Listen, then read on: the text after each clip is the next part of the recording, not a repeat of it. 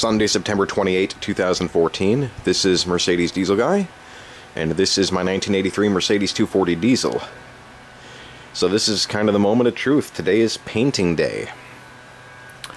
And I have a few things I need to do before I actually shoot paint. You can see I still have some stuff sitting on the car. I need to obviously take that stuff off the car. Got a little bit of junk there back in the garage. I need to move that just to give myself a little more clearance to work around the car. Same here with this corner here by the shelf, and the garage is generally a mess. I'm really not going to be able to clean the garage up until, basically the paintwork is done and cured and I can get the car out of the garage. So, got to clear up around the car a little bit. Got to take everything off the car. Car needs one final wipe down, just to make sure it's clean and as dust-free as it can be. And more or less, then I have to mix paint, and then I'm ready to go. Of course, I'm going to insert one more step there. Once I've mixed the paint, I'm actually going to shoot a test panel, not on the car. I've got some scrap body panels on the side of the garage. I'm just going to wipe one of them down with the paint prep and just shoot it as a test. And here's the part where I show you where things might go awry. Now you've seen the red, and you've seen it's turned out reasonably well, and the color is called Regal Red. And here's the part where I show you the paint I'm using. Well, here it is. I didn't mention Rustoleum earlier on in the process because it's not an automotive paint, and pretty much anybody who does auto body work would say, never use this stuff on a car. However, I'm happy with the color. You can see down there there's a spray can, and I used the spray can version of this same stuff on the door jambs.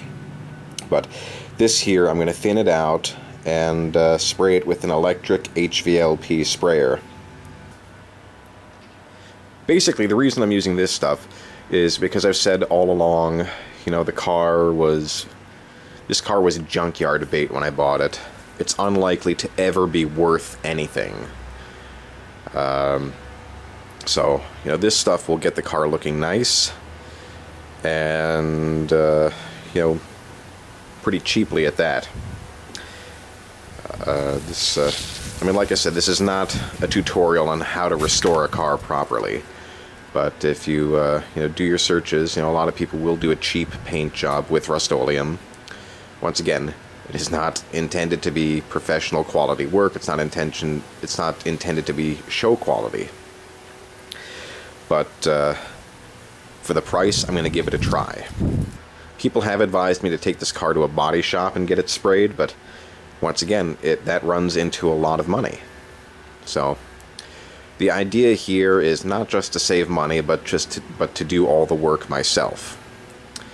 And the argument, at least from my point of view, against using actual automotive paint is not just a cost issue, because actual real automotive paint, it will cost significantly more. We're talking, even for the cheap stuff, probably $200 in materials alone, and that's kind of a ballpark guess. But there's also the danger factor. Now, actual automotive paints use hardeners, and those hardeners contain isocyanates, which can cause horrible, massive lung problems. And frankly, I just don't want to go anywhere near that. This stuff, I'm going to be using a respirator, and but this stuff should be much safer. Of course, the difference is with the actual automotive paints, with those dangerous chemicals, you need a supplied air respirator, which is a very expensive piece of equipment. But anyhow, I'm rambling on here. So I'm going to get to cleaning up around the car, and I'll give it a wipe down, and then I may take a little more video before I actually shoot paint.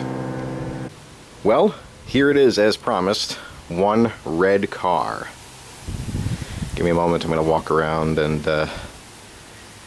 show you the view from the side of the garage. Well, here it is.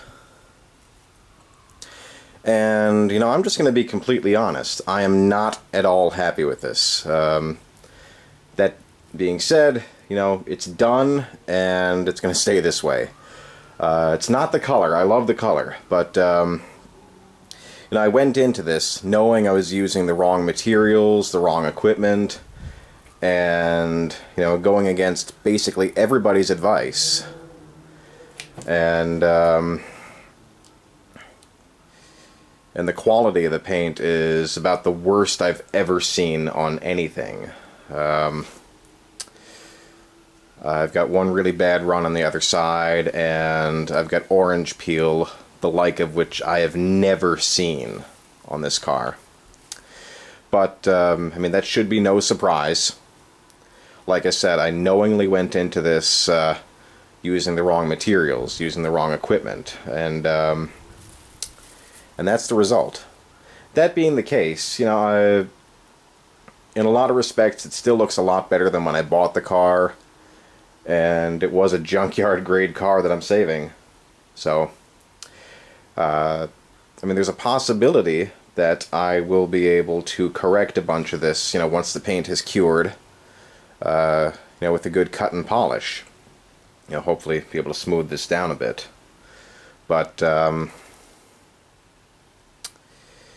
I'm going to amend what I said. I mean, I'm not at all satisfied with the quality, but, you know, I am happy I did it myself. It's all one color again, and, you know, even though it kind of looks like, I'm going to say it looks like crap.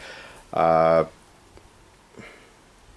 necessarily going to say I'm proud of this, but it's done, and, you know, I'm going to live with it.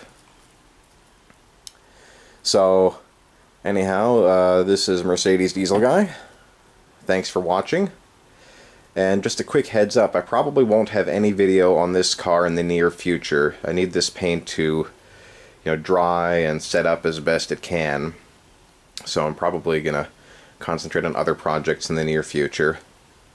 Give this at least, you know, maybe a week or so before I even touch the car again.